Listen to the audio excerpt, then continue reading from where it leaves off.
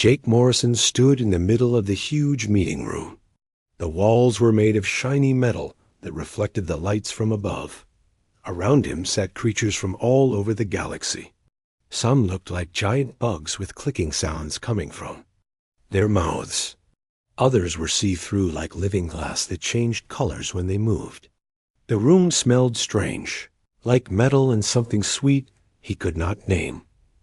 Jake wore his best uniform with the Earth flag on his shoulder. His hands were steady, but his heart was beating fast. He had traveled for 3 months to get here, to this giant space station that floated around a gas planet far from home. The station was bigger than any city on Earth and held the most powerful beings in the galaxy. That the leader of this group was Chancellor Vexstar. He looked like a giant snake, with arms, and wore golden rings around his long neck. His yellow eyes watched Jake with no kindness in them. Other aliens sat in a circle around the room. There were the Corvin warriors with thick gray skin covered in scars from old battles. The Zephyrians looked like praying mantis, but were as tall as trees. Their green eyes never blinked as they stared at Jake. Jake took a deep breath and began to speak. His voice carried across the room through speakers that changed his words into sounds the aliens could understand. "Honored members of NIGMA," Jake said, "I come here today with important news from Earth. Our scientists have found something coming toward us from outside our galaxy. We think they are called the Devourers." The room became very quiet for a moment. Then the Zephyrians started making clicking sounds that Jake knew meant they were laughing at him. The glass-like Vortani began to glow with bright colors that meant they thought he was funny. Even the tough Corvin warriors seemed to think Jake was telling a joke. Chancellor Vexstar raised one of his long arms, and the room became quiet again. His voice was cold and smooth like ice water. "Human," he said, making the words sound like something dirty. "Your people have been part of our alliance for only 50 years. In that time, you have shown us nothing but fear and worry about everything. Now you come here and tell us about monsters from space that we have never seen or heard of." Jake felt his face get hot with anger, but he kept his voice calm. "Sir, we are not making this up. Our deep space sensors have been watching the area beyond our galaxy for many years. We saw something moving through space in a way we have never seen before. It is not using normal space travel. It looks like it is eating space itself to move." Dr. Lisa Parker stepped up beside Jake. She was Earth's best scientist when it came to studying aliens and space. She held up a small device that showed a picture in the air above her hand. The picture showed lines and numbers that meant something to scientists. "These are the readings from our sensors," Lisa said. "The energy patterns are unlike anything in our databases. Whatever these things are, they do not follow the normal rules of space travel. They seem to be consuming the fabric of space-time itself to propel themselves forward." General Thokmer of the Corvin Defense Corps stood up. He was 8 feet tall, and his voice sounded like rocks grinding together. "This is not possible," he said. "No race in the galaxy has such power. Your human machines must be broken." The other aliens made sounds of agreement. They nodded their heads or made their own species way of saying yes. Jake could see that none of them believed what Earth was telling them. "We have checked our equipment many times," Jake said, trying to keep his voice from getting loud. "According to our math, these things will reach the outer planets of our galaxy in 6 months. We need to get ready to fight them. What we need," Chancellor Vexstar said with a mean smile, "is for Earth to worry about its own small part of space and leave the important decisions to races that know how to fight real wars." The words hit Jake like a punch in the stomach. Earth had been trying for 50 years to prove itself to these aliens. Humans had fought in NIGMA wars and died for alien causes. They had shared their technology and knowledge freely, but the aliens still saw them as children who did not understand. The galaxy "We are sharing this information with you for free," Jake said. "We want to help everyone get ready for what is coming." "How generous," said one of the Vartani, its crystal body flashing with sarcastic colors. "The baby race wants to protect its elders." More laughter filled the room. Jake felt his hands make fists at his sides, but he forced them to relax. Getting angry would not help Earth or anyone else. Chancellor Vextar turned to speak with other aliens in their own languages. Jake could not understand the words, but he could see they were making plans that did not include anything Earth had said. After a few minutes, the Chancellor turned back to Jake. "Your warning has been noted in our official records," he said. "We thank you for bringing your concerns to us. However, NIGMA has real business to attend to. There are trade agreements to discuss and territory disputes to settle. Perhaps Earth should focus on learning how to manage its small corner of space before trying to advise the rest of the galaxy." Jake felt something break inside his chest. He had hoped these beings would listen to reason.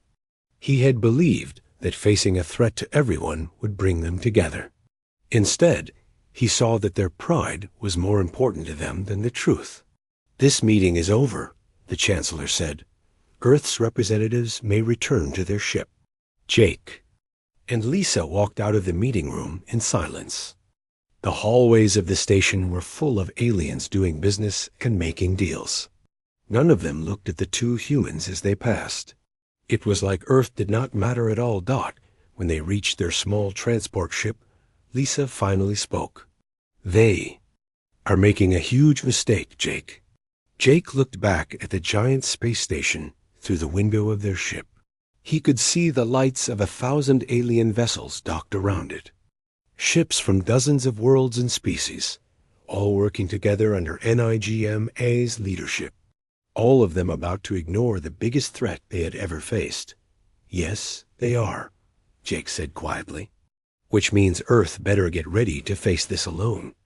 Their ship pulled away from the station and began the long journey home. Behind them, the most powerful military alliance in the galaxy went back to its normal business, completely forgetting about the warning from the small blue planet they barely respected. Jake spent the trip home making plans. If NIGMA would not listen, then Earth would have to find another way to survive what was coming. The galaxy might not believe in the Devourers, but Jake had seen the sensor readings with his own eyes. Something terrible was heading their way, and in 6 months, everyone would know the truth. 6 months had passed since Jake Morrison returned from the NIGMA station, with Earth's warning ignored. Admiral Karen Stone stood on the bridge of the UEC Defiance, watching the stars through the large window in front of her. The ship was Earth's newest and strongest battle cruiser, built in secret after the meeting with the aliens. Karen had gray hair tied back in a tight ponytail and eyes that missed nothing. She had spent 30 years in Earth's space navy, fighting pirates and protecting trade ships. But nothing had prepared her for what was happening now. "Admiral," called Lieutenant Ben Carter from his seat at the communication station.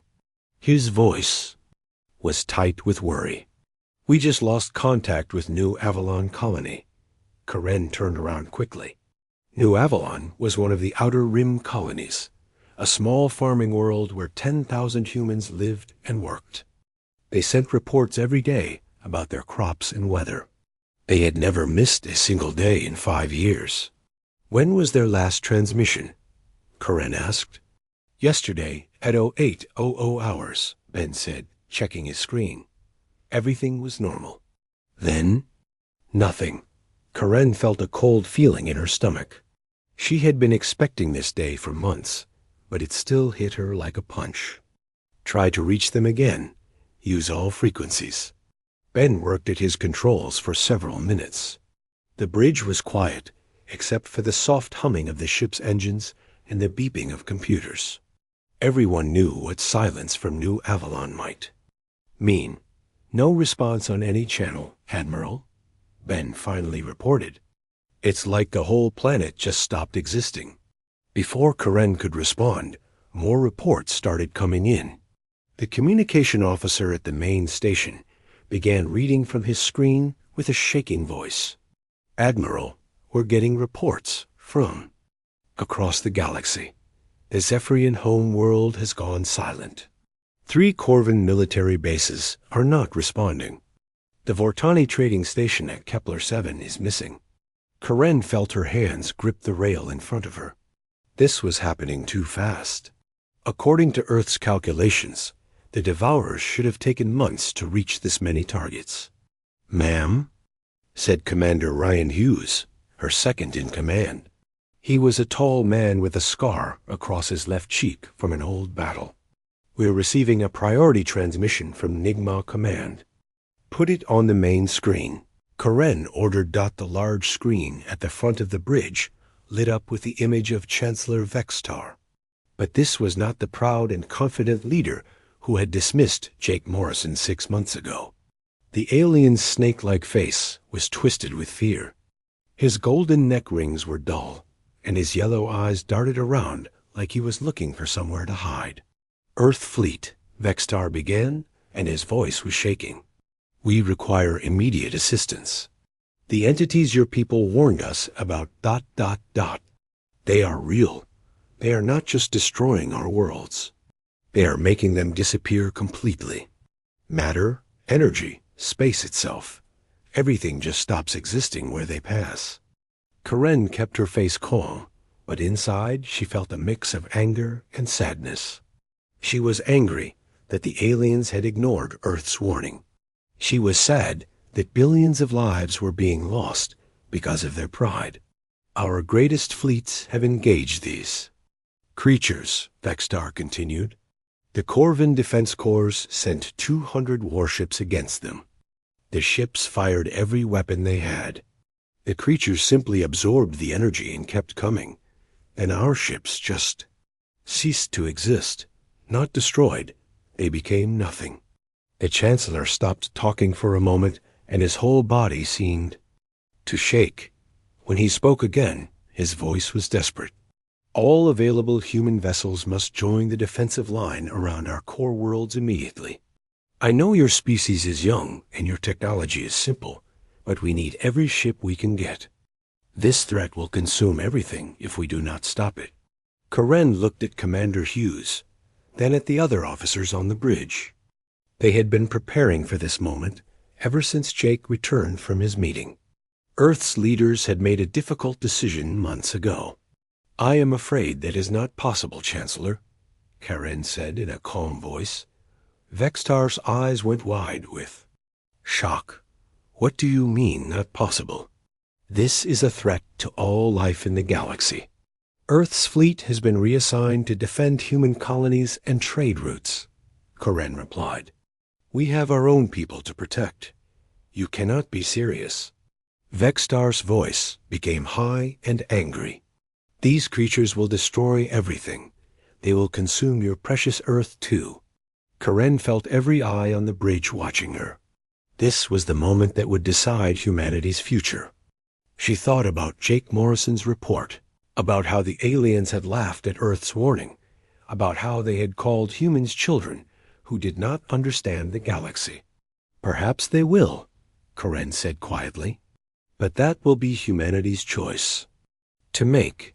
We offered our knowledge freely 6 months ago. Your alliance chose to ignore it. We told you exactly when this would happen and how to prepare. You laughed at us."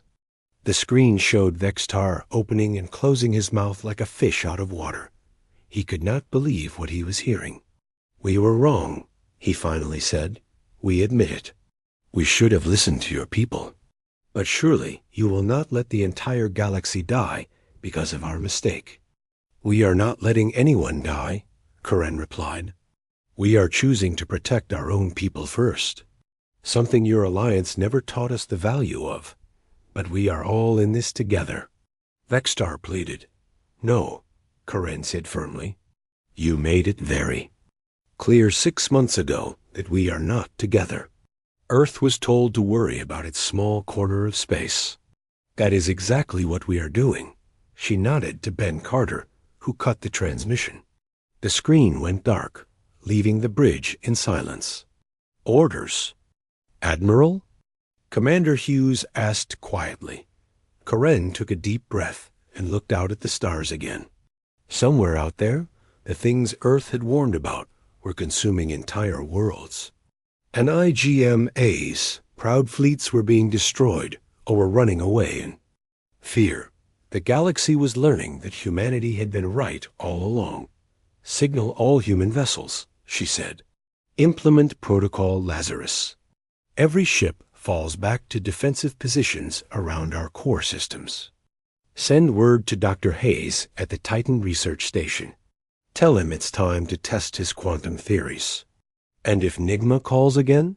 Hughes asked. Karen smiled grimly. "Tell them Earth is busy protecting its small corner of space." As the Defiance turned toward home, reports continued to flood in from across the galaxy. World after world was going silent. The mighty NIGMA alliance was falling apart as its members fled toward their home systems. The creatures that Earth had warned about were proving to be everything humans had feared and more. But Earth was ready. While NIGMA had ignored the warning, humanity had spent 6 months preparing for war. Dr. Paul Hayes had never worked so hard in his life. Deep inside a research station buried under the ice of Saturn's moon Titan, he and his team had been building weapons that no one in the galaxy had ever seen before. The station was cold, and the air smelled like metal and electricity. Paul rubbed his tired eyes and looked at the screen in front of him for the 100th time that day. Paul was a thin man with messy brown hair and thick glasses. He had spent 20 years studying how the smallest parts of matter worked. Most people thought his work was just theory, stuff that would never be useful in the real world. But now his theories might be the only thing that could save humanity. "The aliens never learned this science," Paul explained to Admiral Stone through a video call. Her face appeared on his screen, looking tired but determined. "They always used big guns and energy weapons to solve their problems. But these devourers exist partly outside our normal space. We need weapons that can attack them in ways they don't expect." Admiral Stone leaned forward in her chair. "Explain it to me like I'm 5 years old, Doctor." Paul smiled for the first time in weeks. "Think of normal space like a piece of paper. The devourers can fold that paper and step through it. Our new weapons can attack them while they're folding the paper, catching them when they're most vulnerable." "And you think this will work?" "I hope so," Paul said honestly. "We're about to find out." Captain Amy Walsh was the first person to test Paul's new weapons. She commanded the UE's Thunderbolt, a fast attack ship that had been chosen for this dangerous mission. Amy was a short woman with red hair and freckles who had grown up on a farm before joining the Space Navy. She was known for staying calm no matter how scary things got. The Thunderbolt waited at the edge of the Sol system, hiding behind an asteroid. Amy's crew of 30 people had volunteered for this mission, even though they knew they might not come back. They were the first humans who would fight the Devourers face to face. "Contact on sensors," called Lieutenant Mike Johnson from his station. "Something big is coming our way." Amy looked at the main screen and felt her breath catch in her throat. The thing approaching them was unlike anything she had ever seen. It looked like a dark cloud made of angry energy. It seemed to bend the light around it, making the stars behind it look twisted and wrong. The creature was bigger than her ship and moved through space without any engines she could see. "That's a Devourer scout," Amy said to her crew. "Everyone, remember your training. We go in fast, fire everything we have, and get out faster." The dark creature seemed to notice their ship and began moving toward them. As it got closer, Amy could see that it was not solid like a normal ship. It looked more like living shadow with electricity running through it. Where it moved, space itself seemed to get darker. "Firing quantum torpedoes," Amy announced. Her Weapons officer pressed the firing button, and 4 of Paul's special weapons shot toward the creature. The torpedoes looked like normal missiles, but they carried Paul's quantum technology inside them. For a moment, nothing happened. The weapons hit the dark creature and seemed to disappear inside it. Amy felt her heart sink, thinking the weapons had failed. Then the creature began to scream. The sound came through space, even though sound should not travel in the vacuum. It was a horrible noise that made everyone on the ship cover their ears. The dark creature started to shake and twist like it was in terrible pain. Parts of it began to break away and disappear into nothing. "Target is breaking apart," Mike reported, his voice full of excitement. "The quantum torpedoes are working." The creature gave one final scream and then collapsed into itself. Where it had been, there was now nothing but empty space and some strange energy readings that faded quickly. "This is Captain Walsh to Earth Command," Amy said into her radio.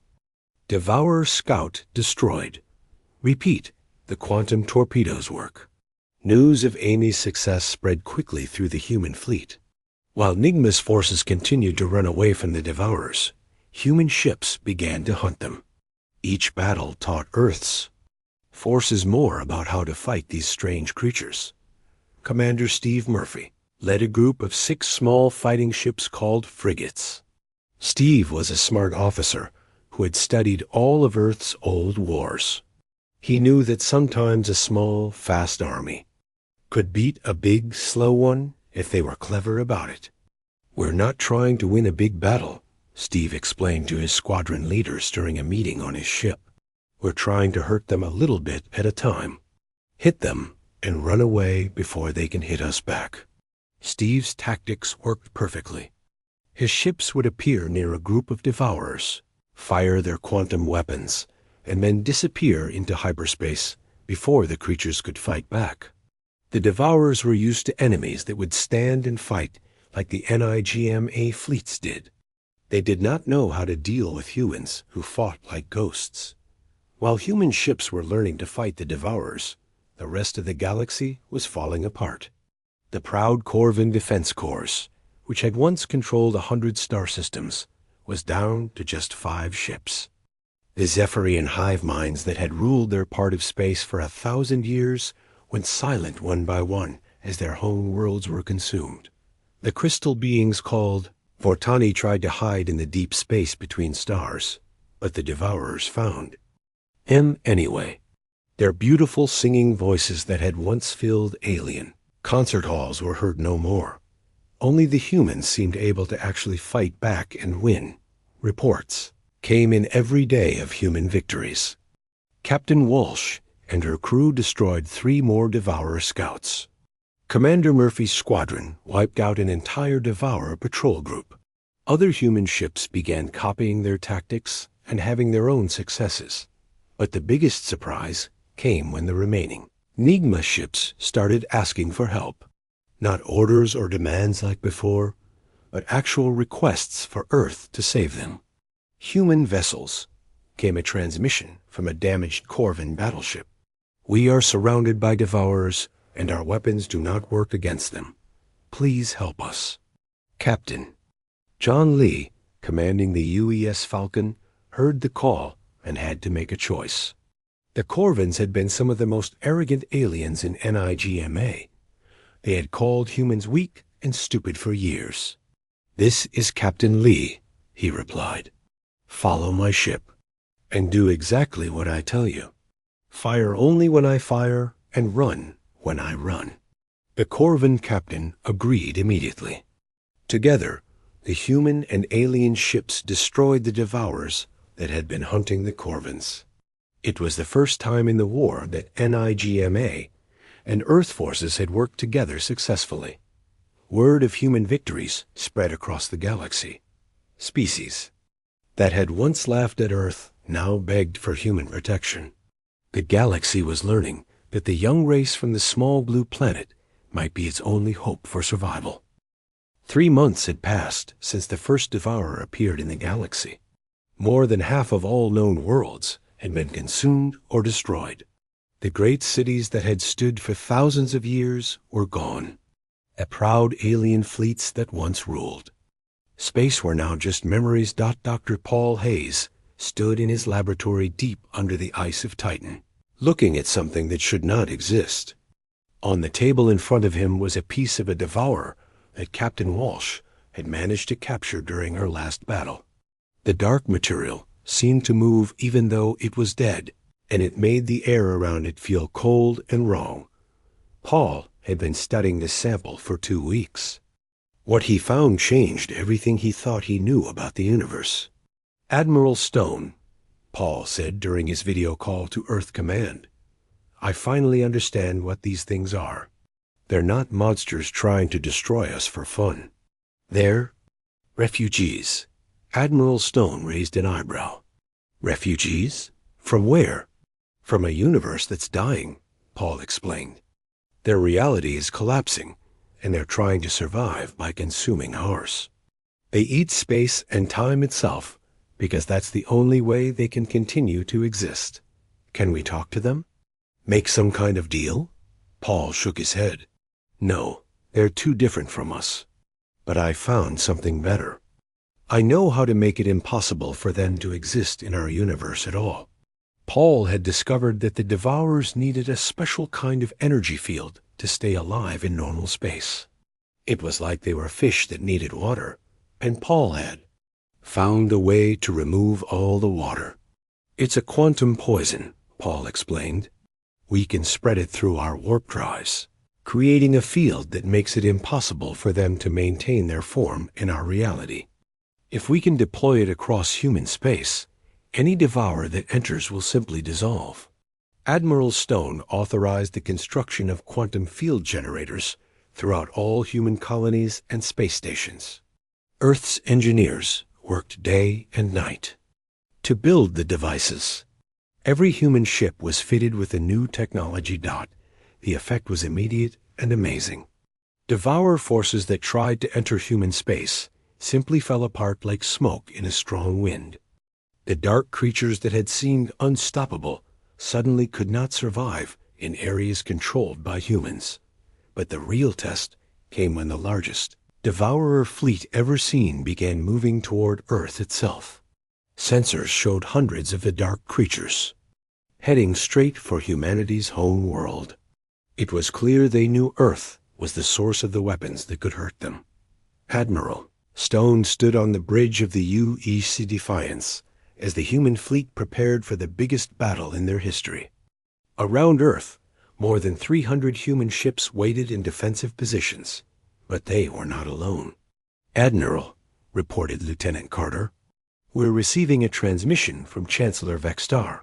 The alien leader appeared on the main screen, but he looked very different from the proud being who had dismissed Earth's warnings almost a year ago. His golden neck rings were gone, probably sold to buy fuel or food. His clothes were torn and dirty. Behind him, the bridge of his ship showed signs of damage from many battles. "Admiral Stone," Vextar said quietly, "the surviving ships of NIGMA request permission to join your defensive formation around Earth." Stone looked at the tactical display. Scattered around the solar system were the last remnants of the alliance that once ruled the galaxy. A few dozen alien ships, all that remained of fleets that had once numbered in the thousands. Corvan battleships with their armor scarred and weapons depleted. Zephyrian vessels carrying the last members of their species. Vortani crystal ships that no longer sang their beautiful songs. "Request denied," Stone said simply. The silence that followed seemed to last forever. Every alien on every ship throughout the system heard those words. The great NIGMA alliance was being turned away by the species they had once considered children. "Admiral," Vextar said, and his voice was barely a whisper, "please, we have nowhere else to go. Our worlds are gone. Our people are dying. You are our only hope." Stone felt the weight of the moment. She could save these aliens or let them face the Devourers alone. Part of her wanted revenge for how they had treated humanity. But a bigger part of her remembered that humans were supposed to be better than that. "We cannot fight under your command," she said, "but we can offer sanctuary to your civilian populations. Your military vessels will follow human orders without question. You will do exactly what we tell you to do when we tell you to do it." It was a complete reversal of how the galaxy had worked for thousands of years. The species that had ruled space were now begging the youngest race to protect them. "Understood," Vextar replied. "We accept your terms." The final battle above Earth lasted 18 hours. The Devourers came in waves, hundreds of dark creatures that had consumed entire star systems. But they found themselves fighting an enemy that understood both their strengths and their weaknesses.